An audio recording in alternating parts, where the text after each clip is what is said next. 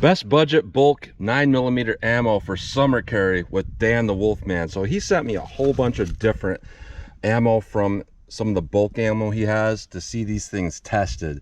And a lot of these rounds are just like really cheap. I mean, they're per round, they're like pennies on the dollar versus other rounds that you might buy in a store that's premium ammo. And we both thought it'd be a good idea to come out here and test this stuff in a ballistic test and see how this stuff does. So first round here, we have our Atlanta Arms. That's a 124 grain jacket of hollow point. Next up, we have our Panther, which is a 124 grain jacket of hollow point. Then we have our PPU, which is a 115 grain jacket of hollow point. Then we have our Ammo Inc., which is a 124 grain jacket of hollow point. Then we have, after that, we have our US Cartridge Company, and this is a 124 grain Nosler. And then next up, we have another US Cartridge Company. That's our 147 grain Nosler. Then we have another US Cartridge Company. That's a 124 grain plus P. I'm not really sure what type of bolt that is. And then the last one is another US cartridge, and that is a 147 grain plus P, and that is a bonded type bullet. So I'm going to use my 4-inch barrel Ruger Security 9 to do this test, because that's our average barrel length. And then I'm going to go through the chronograph, see what kind of velocity and accuracy we get. Then I'm going to do my 10% clear ballistic gel test. So this is going to be our summertime carry ballistic gel test. So all I got going on here is 2 layers of t-shirt, followed by 3 inches of clear ballistics to represent hitting a pectoral muscle, followed by a 1/4 inch medium density fiberboard to represent hitting ribs or sternum, 16 more inches of clear ballistics, and another 1/4 inch medium density fiberboard at the back to represent hitting back ribs.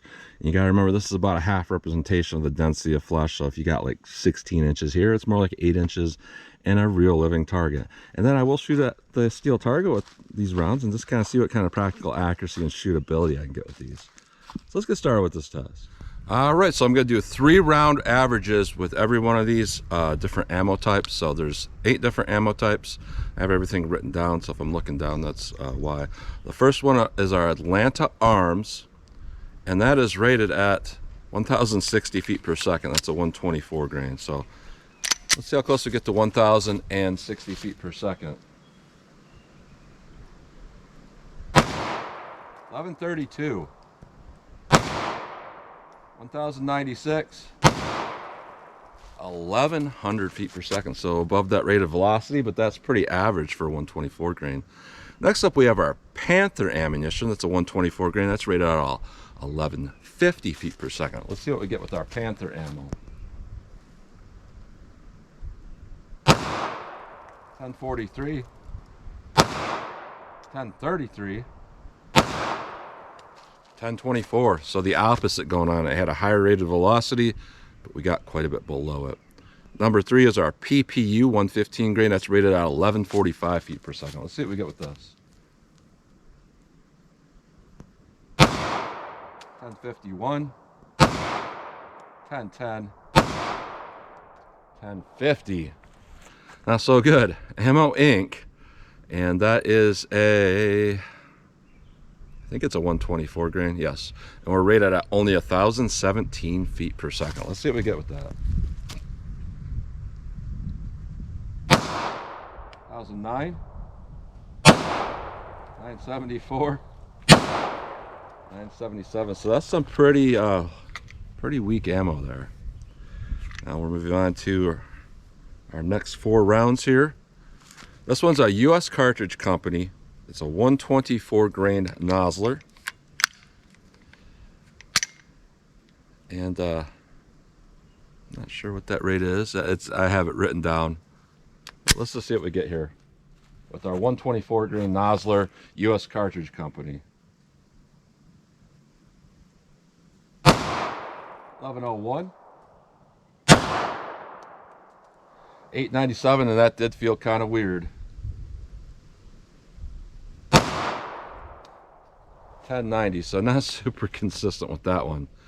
Next up, we have another US Cartridge Company, but this is a 147 grain. This one's rated at 1,077. Now I do see the 124 grain Nosler was rated at 1233. We're well below that. Now this is rated at, a 147 grain Nosler is rated at 1,077. Let's see what we get with this. 147 grain. 1080. 1087. And dead primer.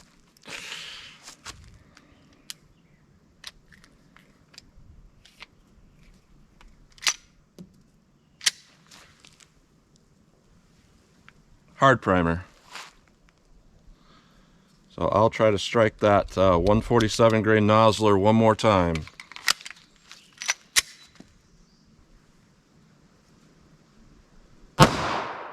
.1066. So that actually has a pretty good velocity, pretty close to the rated. It was consistent except for that dead primer. Now we're moving on to our US cartridge company. It's a 124 grain plus P.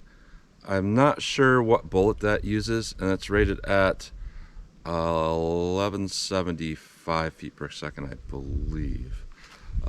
Let's see what we get with this.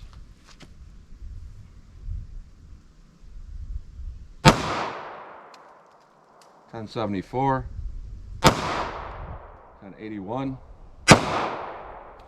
1056, and last up we have our US cartridge company, and I believe this is a 147 grain plus P bonded. I believe it's rated at 1117. Let's see what we get with this.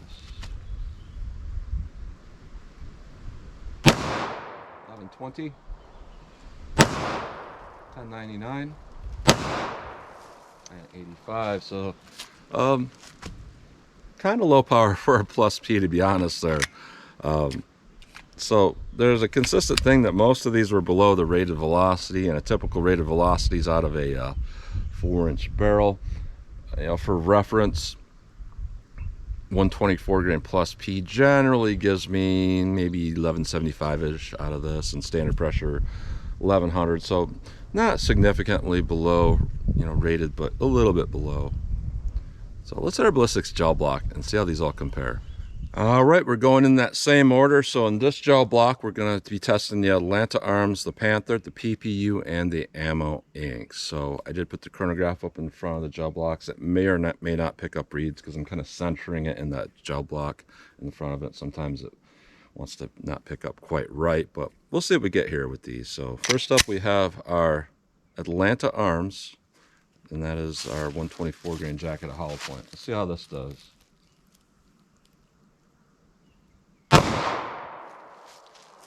All right, next we have our Panther ammo. That's our 124 grain jacket at hollow point. By the way, that's 1113 feet per second. Let's see what we get with our Panther. 1035 feet per second. All right, now we have our PPU 115 grain jacket at hollow point. 1019 feet per second.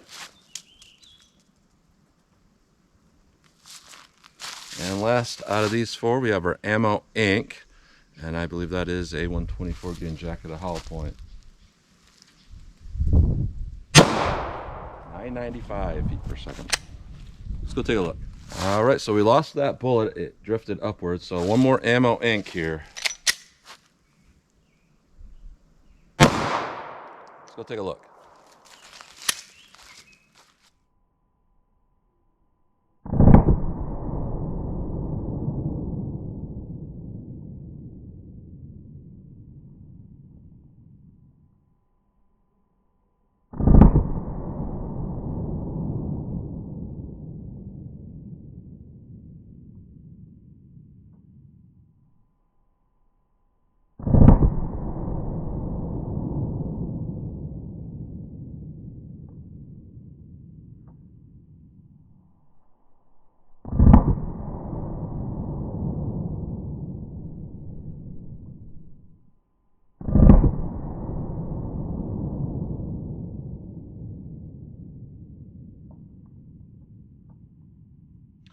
All right, so I am going to measure these bullets all out in the field here, just because it's a nightmare to try to take them all home and try to measure them like I normally do.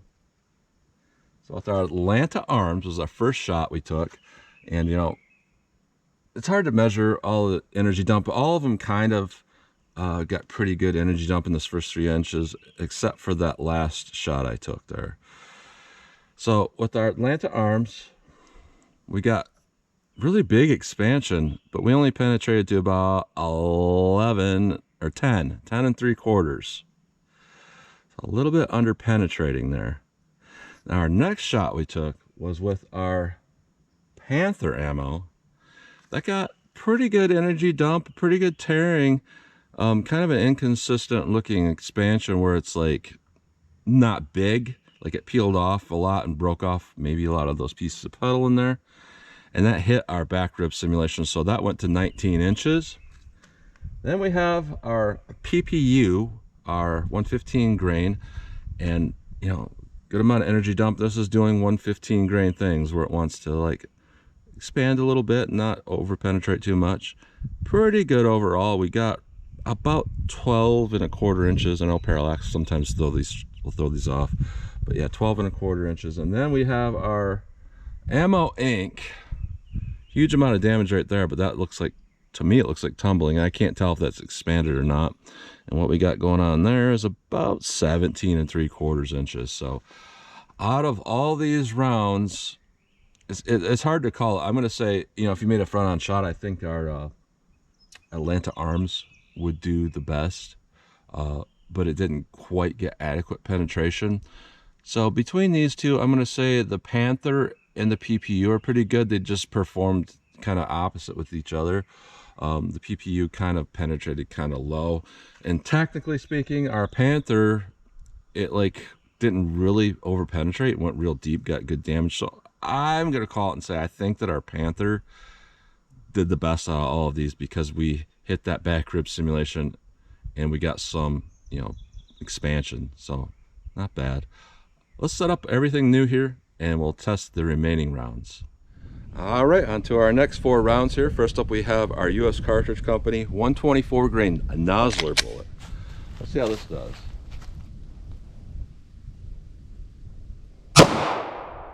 Eleven 18 feet per second.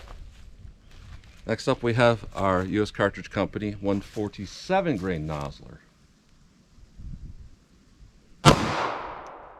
1090 feet per second.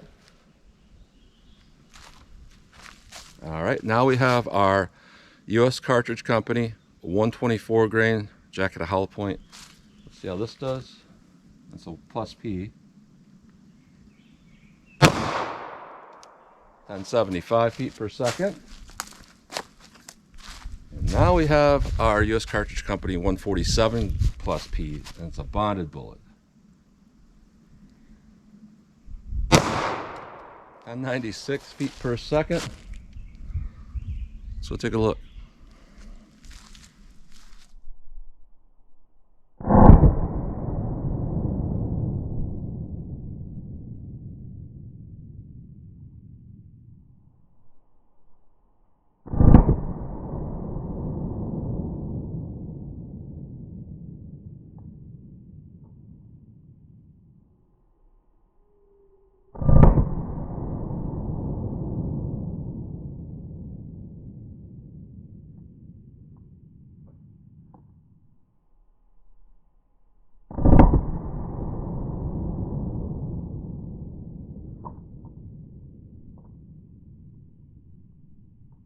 All right, so everything kind of moved around quite a bit. All of them have pretty good energy dump in that first 3 inches, except that last one here with that bonded bullet. That doesn't look too bonded to me, because there's a piece of jacket right there. So I would say our nozzlers are looking pretty good. Our 124 grain nozzler, you can't see that track back behind there, but we went to about 11 3/4. So that's a little bit under penetrating. Now what's interesting is our 147 grade nozzle U.S. Cartridge Company. That seems like it got more damage in there. The track is bigger. We have great expansion. And we got about 13 3/4 inches of penetration. That's pretty good. Now we got our standard 124 grain jacket of hollow point. That's a plus P. From our U.S. Cartridge Company up here. Pretty good looking track. There's a little bit of pieces of petals busted off. kind of okay expansion. We got about 17.5 inches. Then our 147 grain bonded, so-called bonded, from a U.S. cartridge company, we got about 16.5 inches. So looking at this is pretty easy for me to call. You know, that's one thing about nozzler bullets, is they do kind of want to over expand, but when you get a real heavy nozzler, that kind of brings it back around to you have enough momentum to penetrate that, you know, the over expansion. So it looks like the old school nozzler, if it's a heavy bullet, is probably the best out of all of these here, to be honest. Not bad. So let's pull all these bullets out of the block. We'll give them a quick measure here out in the field. I'm going to shoot our steel and see what kind of practical accuracy and shootability I can get with these. All right, so here's a close-up look at these bullets for measurement, and it does occur to me, I think I misquoted some of those bullets I was reading off. Like, I think I called that the one of them was a bonded, and it wasn't.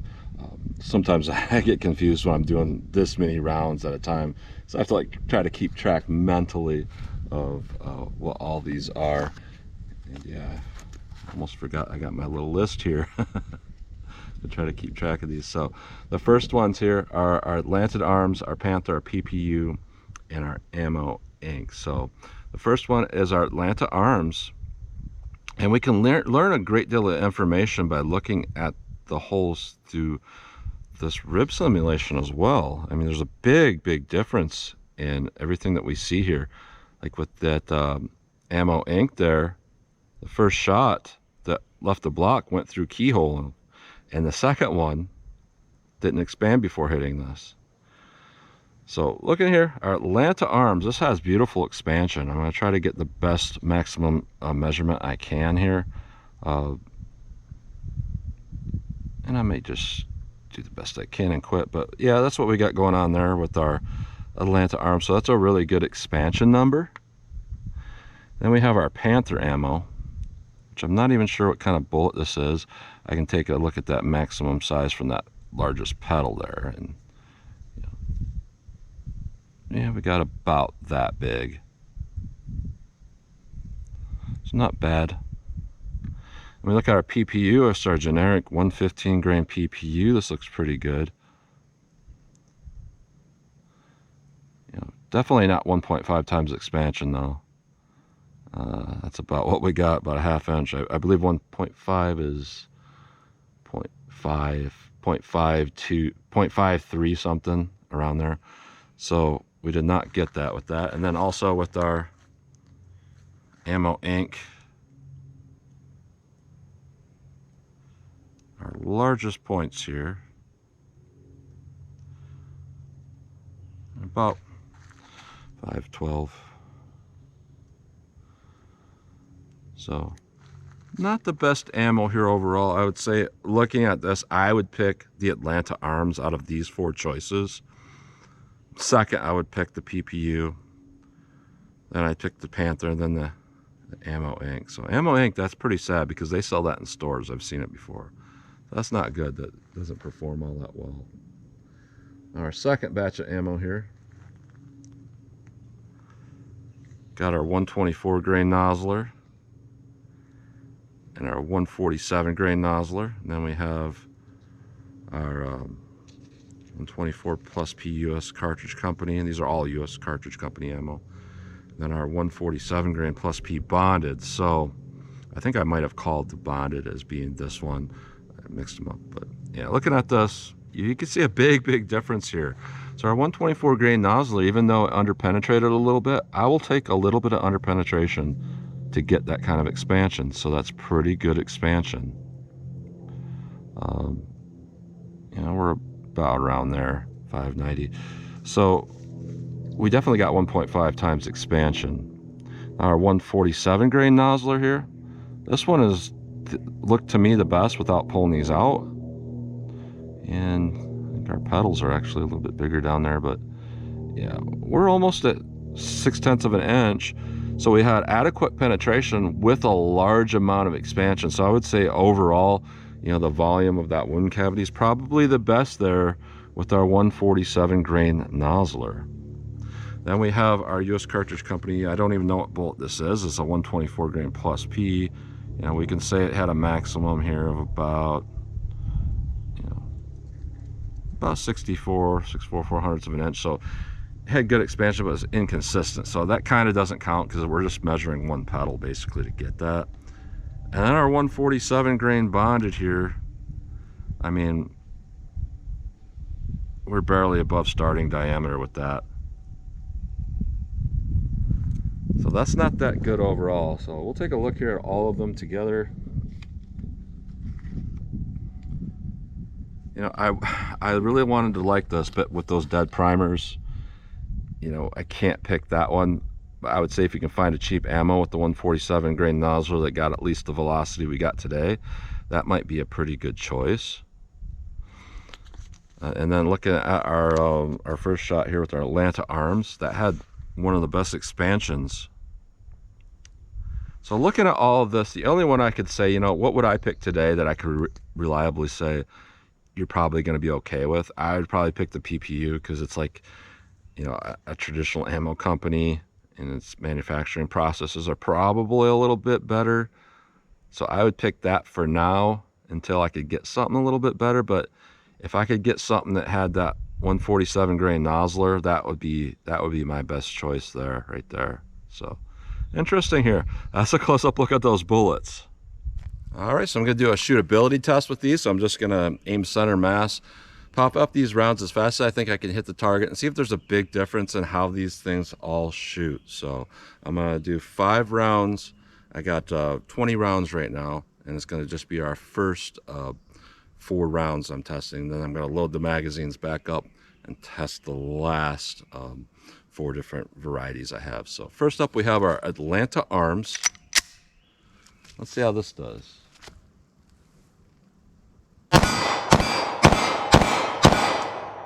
Shoots pretty good. Now we have our Panther. All right. That shoots pretty good too. Next up we have our PPU 115 grain. This should shoot really good because it's light. It's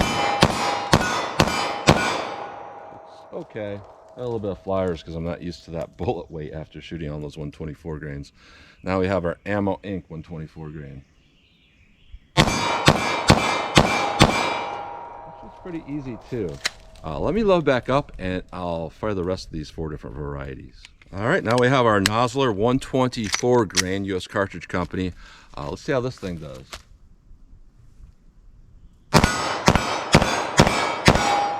It's pretty good. Now we have our 147 grain Nozzler, U.S. Cartridge Company. This was my favorite for the terminal ballistics. Let's see how this shoots. Disappointing there. The first shot threw me off, a little bit more recoil than what I was used to, and I believe this was the same round that gave us the hard primer the last time. So we got another hard primer. Take a look here. Yep. Well, that one's actually struck pretty good. I'll try one more strike of that.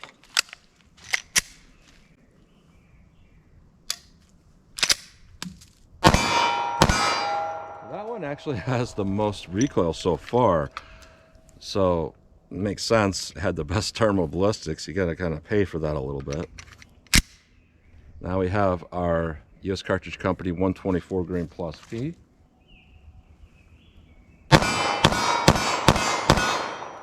Very low recoil. Now we have our U.S. Cartridge Company 147 plus P bonded.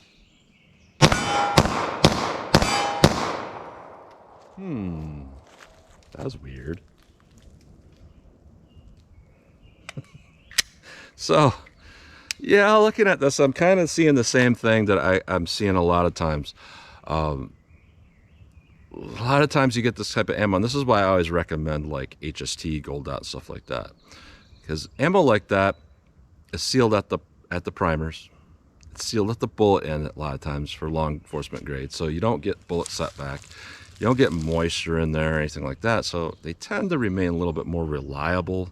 So I always recommend that type of thing. Now, budget ammo can be good if it's vetted, and vetting this, what we're seeing is a little bit of inconsistencies there.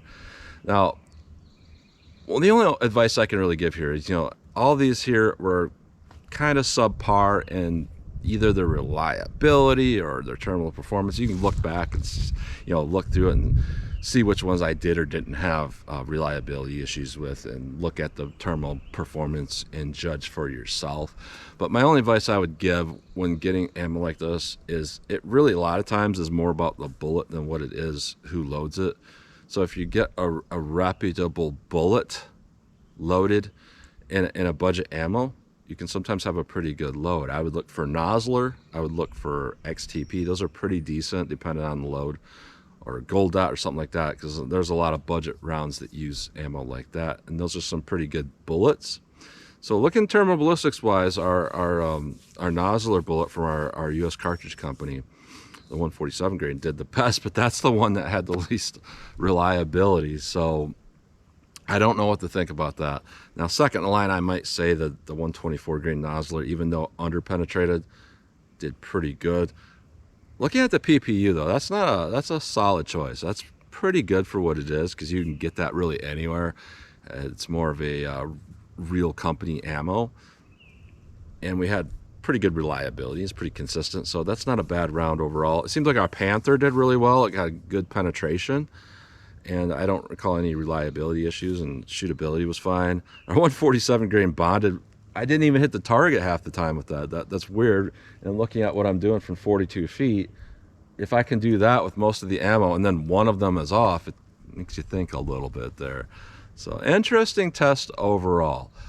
Budget ammo isn't for me, but it is for a lot of people. You just got to be really careful about what you pick and vet that ammo to make sure that it is reliable, because sometimes these companies they'll get batches of primers that aren't necessarily reliable because it's cheaper and easier to get, and you got to be real careful with that.